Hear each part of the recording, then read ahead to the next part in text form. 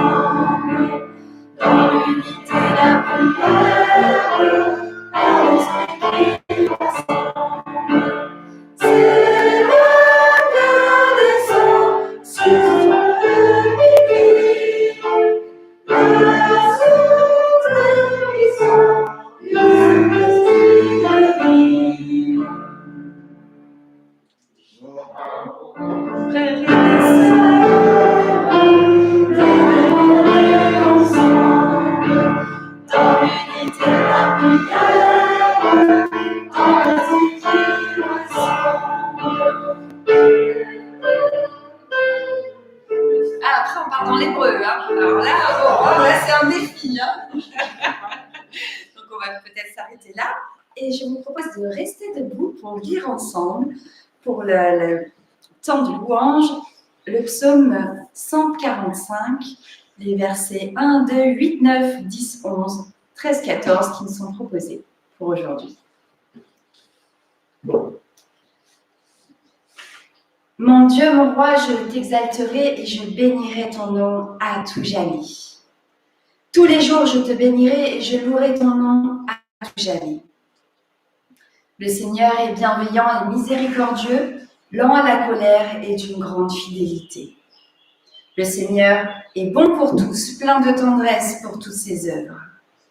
Toutes ensemble, tes œuvres te loueront, Seigneur, et tes fidèles te béniront.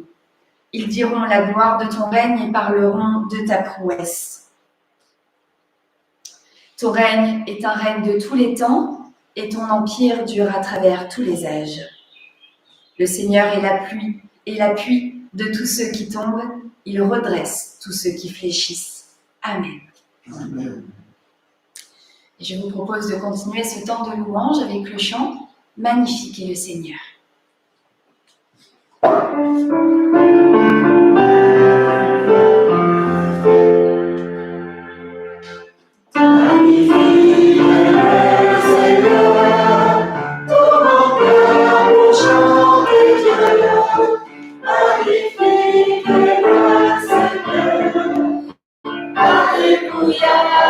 Alléluia, le Seigneur a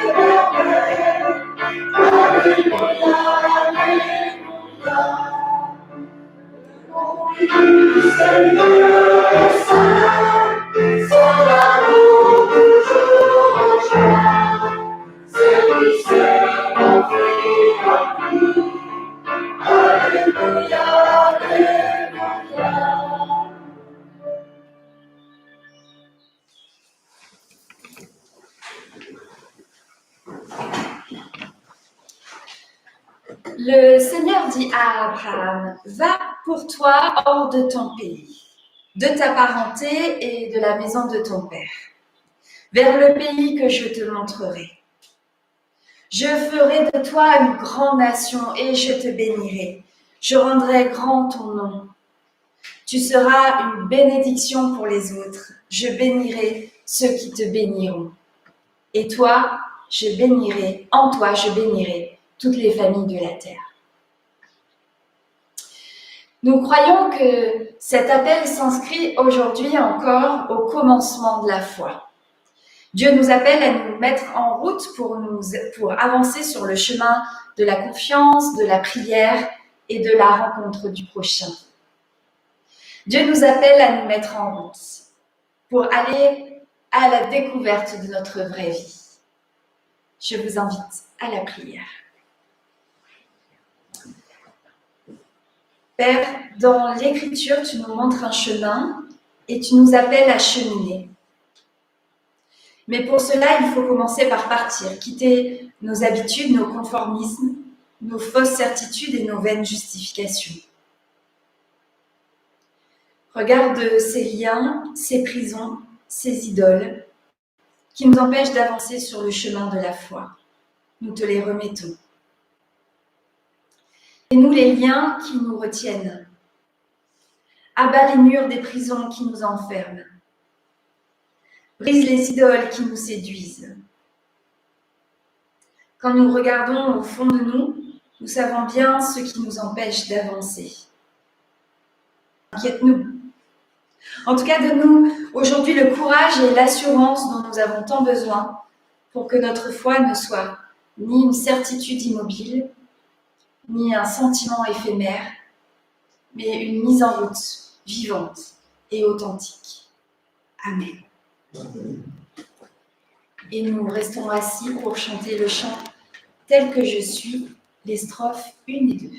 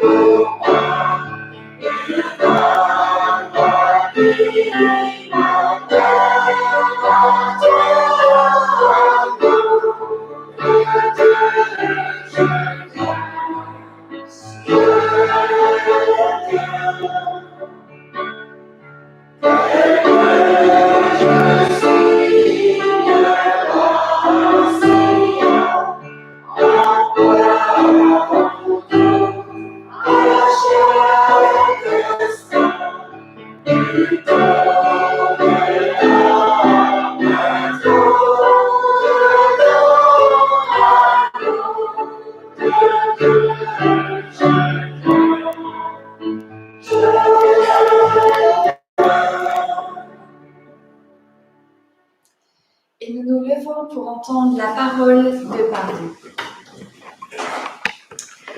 Dans l'épître de Jacques, Abraham eut confiance en Dieu, et Dieu le considéra comme juste, en tenant compte de sa foi.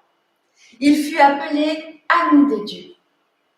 À tous ceux qui posent leur confiance dans l'Évangile, l'Écriture nous l'atteste ce matin, Dieu nous considère comme justes à cause de notre foi. Alors toi, mon frère, ma sœur, qui marche dans la confiance, aujourd'hui, je te le dis, tu es l'ami de Dieu. Et nous reprenons le chant tel que je suis, les strophes 3 et 4.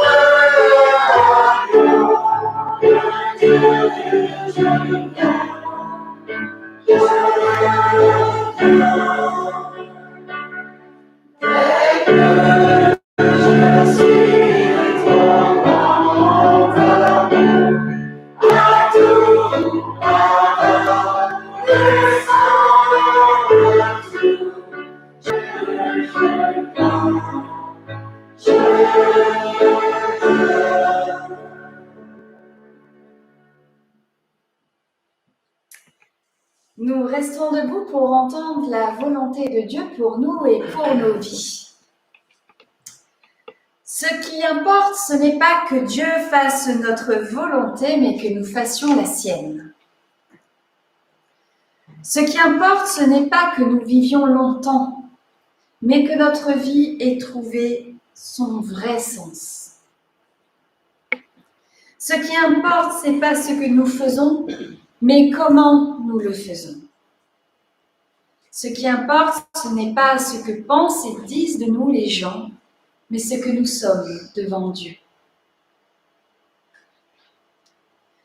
Ce qui importe, ce n'est pas d'avoir beaucoup de connaissances, mais de mettre en pratique la connaissance que nous avons.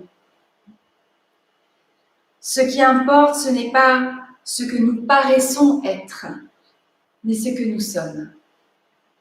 Ce qui importe, ce n'est pas que la souffrance nous épargne, mais que les souffrances atteignent en nous leur but. Amen. Amen. Nous pouvons nous rasseoir et nous nous recueillons dans la prière d'illumination avant de lire nos écritures bibliques. Père, quand nous sommes rassemblés à ton appel et conviés à écouter ta parole, c'est toi-même que nous demandons à toi. Notre vie est trop petite pour t'accueillir et notre cœur trop irrésolu pour te servir, notre intelligence trop courte pour mesurer ton amour, notre volonté trop faible pour aller jusqu'à ton royaume. Mais tu as choisi de faire ta demeure en nous et parmi nous. Tu as envoyé ton Fils pour planter sa tente sur la terre ingrate de nos vies. Alors nous t'en prions, rends-nous toi-même habitable pour ta présence, accueillant pour ton esprit, attentif à ta parole et à l'évangile de Jésus, notre Maître. Amen. Amen.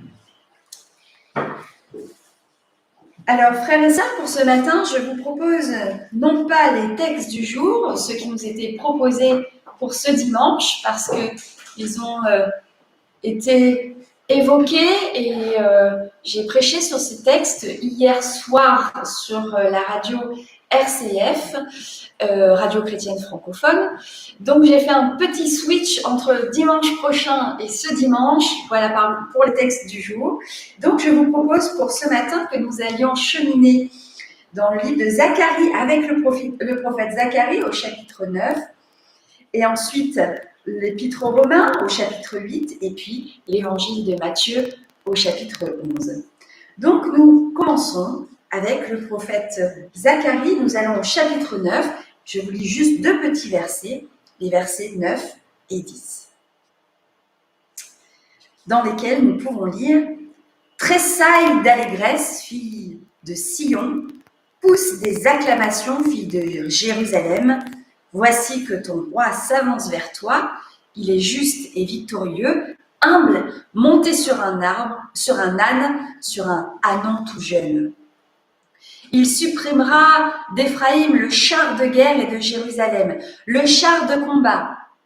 Dieu brisera l'arc de guerre et il proclamera la paix pour les nations. Sa domination s'étendra d'une mer à l'autre et du fleuve jusqu'aux extrémités du pays. » Nous allons à présent dans l'épître aux Romains, au chapitre 8, et nous lisons les versets 8 à 13. Sous l'empire de la chair, on ne peut plaire à Dieu. Or vous n'êtes pas sous l'empire de la chair, mais de l'esprit, puisque l'esprit de Dieu habite en vous. Si quelqu'un n'a pas l'esprit du Christ, il ne lui appartient pas. Si Christ est en vous, votre corps, il est vrai, est voué à la mort à cause du péché, mais l'esprit et votre vie à cause de la justice.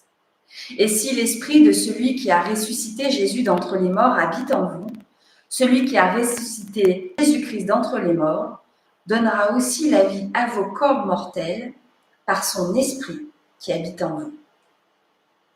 Ainsi donc, frères, je rajoute, et sœurs, nous avons une dette, mais non envers la chair pour devoir vivre de façon charnelle, car si vous vivez de façon charnelle, vous mourrez. Mais si par l'esprit vous faites mourir votre comportement charnel, au chapitre 11, et nous lisons les versets 25 à 30. En ces temps-là, Jésus prit la parole et dit : Je te loue, Père, Seigneur du ciel et de la terre, d'avoir caché cela aux sages et aux intelligents et de l'avoir révélé aux tout-petits. Oui, Père, c'est ainsi que tu en as disposé dans ta bienveillance. Tout m'a été remis par mon Père. Nul ne connaît le Fils si ce n'est le Père, et nul ne connaît le Père si ce n'est le Fils, et celui à qui le Fils veut bien le révéler.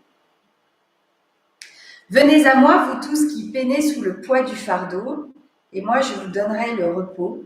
Prenez sur vous mon joug et mettez-vous à mon école, car je suis doux et humble de cœur, et vous trouverez le repos de vos âmes. Oui, mon joug est facile à porter et mon fardeau léger.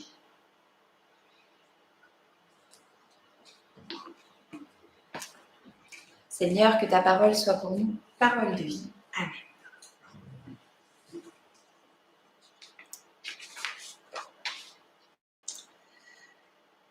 Chers amis, c'est le grand jour. Les cartons sont faits. Dans un moment à l'autre, le grand camion entrera en marche arrière dans l'impasse à côté de la maison. Des mois de discussions et de recherches, des débats interminables à table sur les points forts et les points faibles de différentes maisons. Le choix a été fait, et puis les négociations avec le vendeur, les notaires, les banquiers, tant de monde à voir, tant de papiers à remplir et à signer, tout cela suivi de nuit blanche, ou plutôt de réveil en sursaut au milieu de la nuit, à se demander s'il n'y avait pas des éléments oubliés dans les calculs et les préparatifs. C'était le grand jour. Et voilà, le camion était là.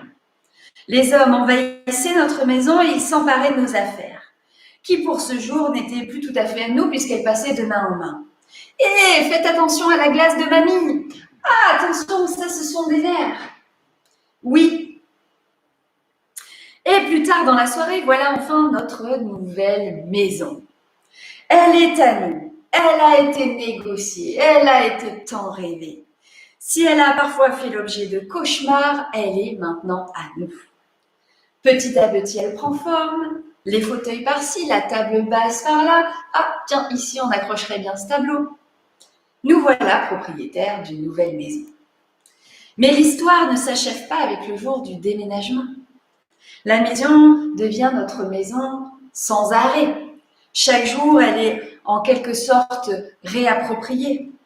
Heureusement, nous ne déménageons pas tous les jours, pitié. Mais chaque jour, la maison redevient la nôtre. J'aurais pu dire la même chose en m'appuyant sur l'image du mariage. Le jour J, avec la fête, les invités, la célébration, la mairie, le temple, les cantiques, le tout soigneusement arrangé, organisé, avec son lot de rêves, de cauchemars et d'oublis. Mais le jour du mariage n'est pas le mariage. Le mariage, c'est cet engagement vers l'autre pour la vie. Le mariage est la cohabitation durant une vie entière. Le mariage est à vivre à chaque instant de la vie du couple.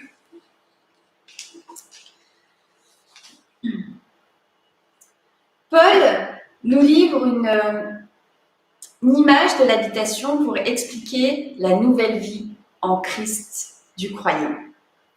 La maison est appropriée par un nouveau maître qui désormais vient chez nous pour vivre et y prendre possession.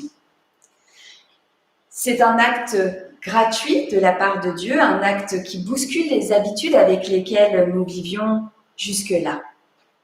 On peut dire aussi qu'il y a une atmosphère dans une maison. Nombreux sont ceux et celles qui, en visitant une maison, ne parviennent pas à s'y projeter. Une maison mal éclairée, une maison un peu triste, une maison qui sent le moisi, dégage une atmosphère au-delà des aspects physiques. D'autres critères peuvent aussi rentrer en compte après ce long temps de confinement que nous avons tous vécu. Nous avons pris conscience de l'inégalité des habitats, l'inégalité d'habiter dans un logement avec ou sans balcon, avec ou sans jardin. Bref, un changement de propriétaire peut amener un changement d'atmosphère. Une fenêtre ouverte sur le sud, tiens, une petite véranda derrière. La peinture refaite effectue une sorte de lifting et fait que nous abordons la maison d'une autre manière. Grâce à ce nouveau propriétaire, la maison entière est transformée et nous avons d'un seul coup une autre relation avec ces pierres, ces tuiles, ce bois, ces carrelages qui sont pourtant les mêmes tuiles, les mêmes bois, les mêmes carrelages. Car en vérité, la maison reste uniquement une maison, un objet inanimé sur lequel nous projetons nos pensées. Fort de cette image, Paul nous amène au cœur de la relation du salut en Christ. Le croyant, l'ancien propriétaire, a laissé à l'abandon sa maison. Le nouveau propriétaire, ce nouveau maître, vient en prendre possession et les changements en vue ne sont pas de l'ordre du détail, mais plutôt radicaux. Car pour continuer à vivre, le croyant est placé devant un choix, choisir entre la mort ou la vie. Les lecteurs de l'épître sont mis devant un fait accompli, mais ils ont le choix comment réagir devant une situation nouvelle. Comment réagir après avoir été enfermé pendant 2 mois? Cela ne va pas de soi de ressortir. Il est même coûteux pour le psychisme humain de devoir s'adapter à un changement de vie, quel qu'il soit, et certains peuvent se retrouver désorientés. Comment réagir alors que le déconfinement s'accélère en France et en Europe et qu'en même temps, dans d'autres lieux, on reconfine? Comment réagir donc face à cette nouvelle étape qui exige, comme au moment du confinement, de trouver de nouveaux équilibres à l'échelle intime, familiale, collective et même pour certains de changer radicalement d'existence? Parce que nous entendons qu'il y aurait le monde d'avant et puis le monde d'après. Le monde d'après, où la maison est toujours maison, mais les propriétaires ne sont plus tout à fait les mêmes. Le monde d'après, où le monde est toujours monde, mais ceux qui le peuplent ne sont plus tout à fait les mêmes. Maintenant qu'on est quasiment arrivé au bord, d'arriver dans les faubourgs du monde d'après, c'est fou tout ce qui va changer. Je ne sais pas si vous avez entendu la même chose que moi, mais d'un seul coup, on va être plus écolo, plus sobre, on ne prendra plus l'avion, on fera du vélo, on roulera électrique, on achètera tout en vrac, on mangera bio, on ira chez les petits producteurs, on mangera moins de viande, voire plus du tout, on arrêtera de polluer, on sera hyper responsable, on sera à fond dans l'économie du partage, on refusera la course au toujours plus, on fera du yoga, de la méditation, on embrassera les arbres, on parlera aux oiseaux, on recyclera au lieu de jeter, on se passera du superflu, on sera pour la démocratie participative, on sera solidaire et généreux, on sera tolérant, plus tolérant d'humeur d'ailleurs. On ouvrira les bras à toutes les cultures, à toutes les couleurs, on bannira les discriminations, les violences policières, bref, on fera tout bien comme il faut pour être des citoyens modèles du monde d'après. Le monde d'après, il serait plus chrétien de l'appeler le kairos. En tout cas, ce monde d'après, ce kairos, ne doit pas être un terme de marchand de rêve, mais plutôt l'occasion de nous poser des questions fondamentales. Pourquoi on est ensemble? Qu'est-ce qu'on fait ensemble et qu'est-ce qu'on veut faire ensemble? Cette période de séparation de nos familles, nos amis, nos collègues, nos frères et sœurs en Christ, nous a bien fait sentir l'importance d'être ensemble. Mais pourquoi être ensemble? Pourquoi rester ensemble? Qu'est-ce qu'on va faire ensemble? comment on va pouvoir revenir ensemble dans cette maison commune. Il y a un temps de traversée à vivre et aux questions posées, il y a des choix à faire. Et les 3 lectures de ce matin nous arrêtent sur des choix placés toujours dans le contexte de l'action de Dieu. Cet acte décisif qui vient d'abord à notre rencontre et puis nous propose le choix de répondre oui ou non. La mort ou la vie pour Paul, de croire ou de ne pas croire pour Jésus, la guerre ou la paix pour Zacharie. Dans les 3 instances, nous savons qu'une fois que le choix est fait, il faut vivre et continuer à vivre. Le choix est fait une fois pour toutes, mais il est à renouveler à chaque instant de notre existence. Et puis les 3 lectures nous révèlent un autre thème. Cette fois-ci, il s'agit plutôt d'un avertissement. Jésus parle de cette action de Dieu qui est loin d'être un simple caprice de sa part. Ces révélations sont cachées aux sages et aux intelligents, c'est-à-dire à ceux qui, de par leur orgueil et leur arrogance, refusent d'entendre le message. La révélation est opérante pour les tout-petits. Zacharie, dans cette deuxième partie de son livre, nous décrit une vision sombre où l'incertitude et la menace sont omniprésentes. Le temple est à reconstruire, la relation à Dieu est à retrouver, l'avenir du pays et du peuple est incertain. Comme une fenêtre qui change l'atmosphère d'une maison, ces quelques versets renversent le désespoir et indiquent qu'un seul avenir établi sur la paix et le vivre ensemble peut offrir de l'espoir. Seule une vie qui absorbe la violence et transforme la haine peut s'ouvrir sur le futur. Cette vie est voulue par Dieu et c'est en la révélant aux plus petits qu'elle a la possibilité de se réaliser. Car ceux qui sont les sages et les intelligents sont ceux qui dépendent seulement de leur propre force, de leur propre puissance et sont ainsi enfermés dans leur certitude, enfermés dans leur maison devenue château fort, imprenable au changement propriétaire. Cette ouverture, les premiers disciples l'ont discerné dans la vie, la mort et la résurrection de Jésus. Ce nouveau maître de la loi témoigne que la sagesse de Dieu se trouve chez les petits, chez les opprimés, chez ceux qui sont chargés. Sa loi n'est pas un boulet qui s'attache aux pieds pour entraver et piéger pour faire tomber, mais une loi qui est un joug, apporté tous les jours, pour labourer, certes, mais un joug qui est doux et léger. Jésus est aussi ce nouveau maître qui vient chez nous, et puis ce chez nous devient le chez lui. Nous franchissons la porte pour trouver que nous ne sommes plus simplement chez nous, mais encore plus que jamais chez nous de nouveau, car nous sommes en présence de ce maître qui nous précède. Frères et sœurs, c'est le grand jour. Le camion est parti, nous sommes dans notre nouvelle maison, avec nos objets anciens. Certes, elle ne restera pas nouvelle pour longtemps. Cette maison, nous nous y habituerons. Après un certain temps, nous ne verrons même plus les différences avec l'ancienne maison. Nous vivons dans ce monde qui est le nôtre, tel qu'il est désormais. Que pouvons-nous faire? La réponse n'est pas un rapport d'idolâtrie à l'égard du monde, ni de mépris. Dieu ne nous demande pas de quitter ce monde et aller habiter ailleurs. C'est plutôt un changement de propriétaire qui s'effectue. Il vient, il frappe, il entre. Il n'y a pas que l'avant et l'après. N'oublions pas l'aujourd'hui de notre vie et de notre humanité, dans lequel Jésus le Christ est là pour toi, comme un aime. Amen.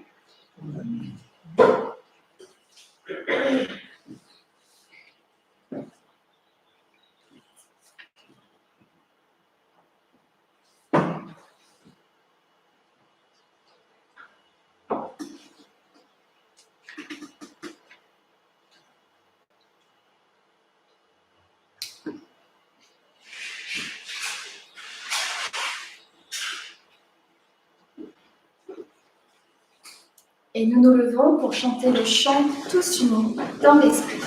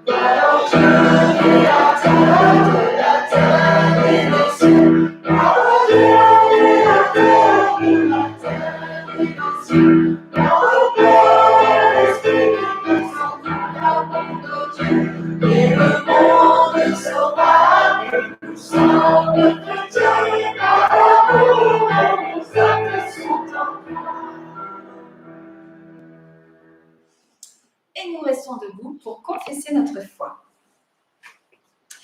Nous croyons que tu es Seigneur, notre Père, que tu veilles sur nous. Croyons que tu es aux cieux, non pas assis sur un petit nuage, mais au-delà de nos réalités terrestres. Nous croyons que ton nom est le plus grand et nous le mettons à part dans nos vies. Nous le prononçons avec respect et amour. Nous croyons qu'un jour l'amour aura le dernier mot et que la justice, la paix et la vérité régneront. Nous croyons que la terre peut être aussi belle qu'un ciel étoilé si nous écoutons ta volonté. Nous croyons que tu nous donnes ce dont nous avons besoin et même plus pour que nous puissions le partager. Nous croyons que tu es la source de tout pardon, que le passé est mort et que nous pouvons tourner résolument vers l'avenir sans bagage trop lourd à porter. Nous croyons que tu nous gardes dans les eaux troubles, dans les moutintes, que tu nous gardes sur le bon chemin et que tu nous délivres de tout ce qui fait mal, pour que jamais le mal ne puisse entrer au plus profond de notre être. Nous croyons que tu es fort là où nous sommes faibles. Il n'y a que toi, Seigneur, que nous adorons, car ta puissance nous rend libres. Et si cela fait sens et vérité pour vous dans votre vie, je vous invite à dire Amen avec moi. Amen. Bien, vous pouvez vous rasseoir. Voici le temps des annonces. Et je laisse la parole à Paul.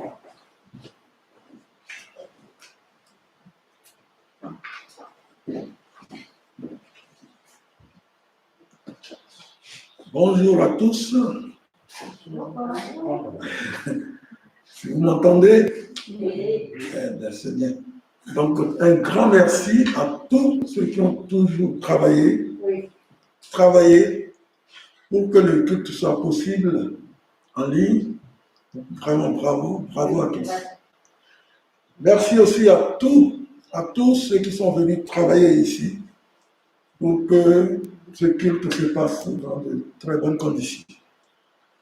Les annonces sont si longues que j'ai le temps de remercier. Dimanche 19 juillet, donc le 19 prochain, nous avons culte à Noisiel, au centre Saint-Paul. Mais faut-il s'inscrire d'abord?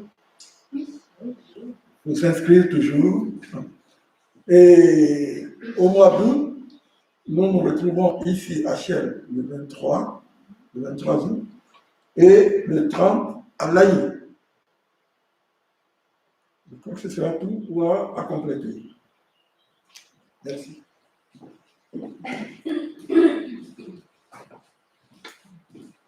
Merci Paul pour ces annonces et puis merci à toi aussi qui as bien œuvré pour que... Ah non, c'est un dénombre. Merci Paul. Et puis donc, du coup, nos cultes continuent en ligne. Est-ce qu'on peut annoncer le culte de rentrée? Oui. Oui, on peut annoncer le culte de rentrée. Effectivement, il y a déjà eu quelques annonces qui ont été faites via le journal, mais on peut déjà annoncer que le culte de rentrée se vivra en même temps que l'Assemblée générale le dimanche 13 septembre et ce sera ici à Chelles. Voici donc le temps de l'offrande. Le Seigneur dit: ne vous amassez pas des trésors sur la terre, mais amassez des trésors dans le ciel, car là où ton trésor, là aussi sera ton cœur.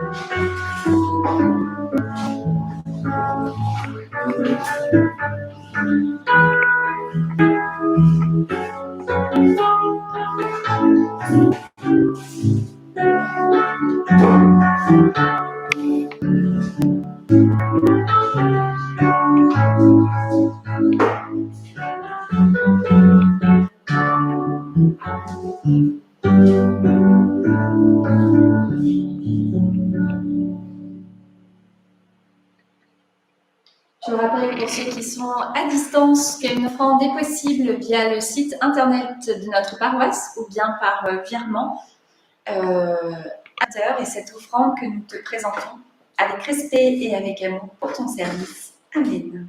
Amen. Et nous nous recueillons maintenant dans la prière d'intercession. Seigneur, tu connais notre cœur. Fais que notre désir soit de donner aux autres tout ce que tu nous as donné.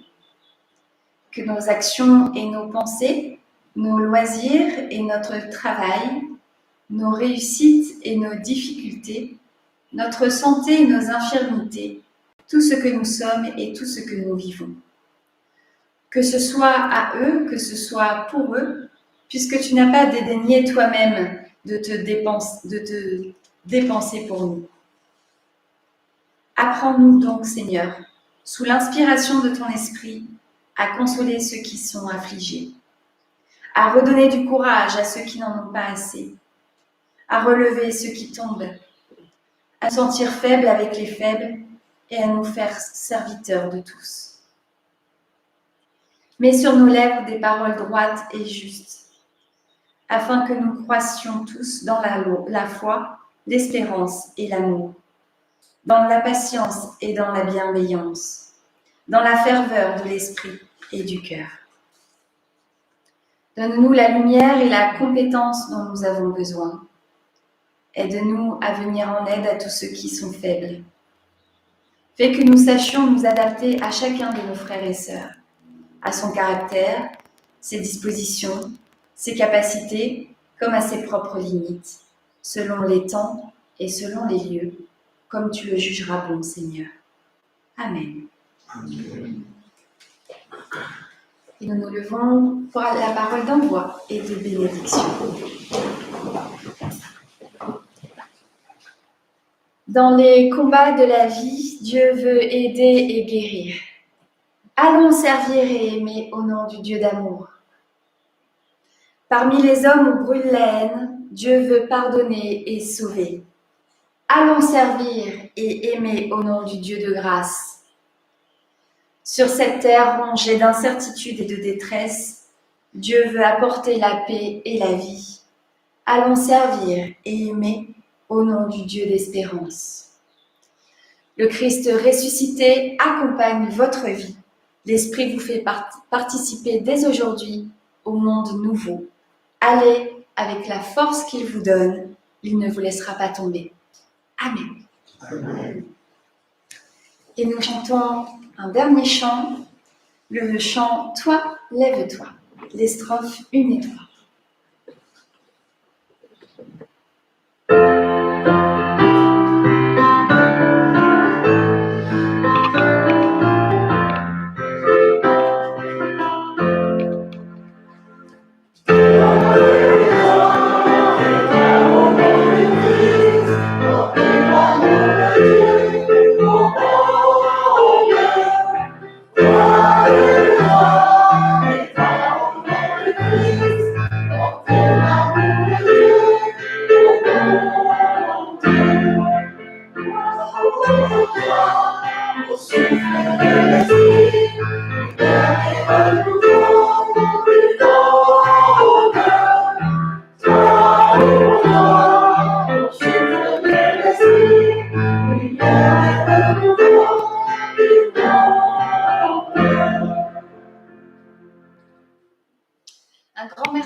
tous pour votre présence, à vous qui suivez ce culte en ligne. Merci à tous ceux qui ont permis que ce culte soit possible, malgré les contraintes que nous avons, qui nous ont été données. Je vous souhaite à tous un dimanche béni et une bonne semaine, et nous nous retrouvons dimanche prochain pour le prochain culte en ligne. Bon dimanche. Bon dimanche.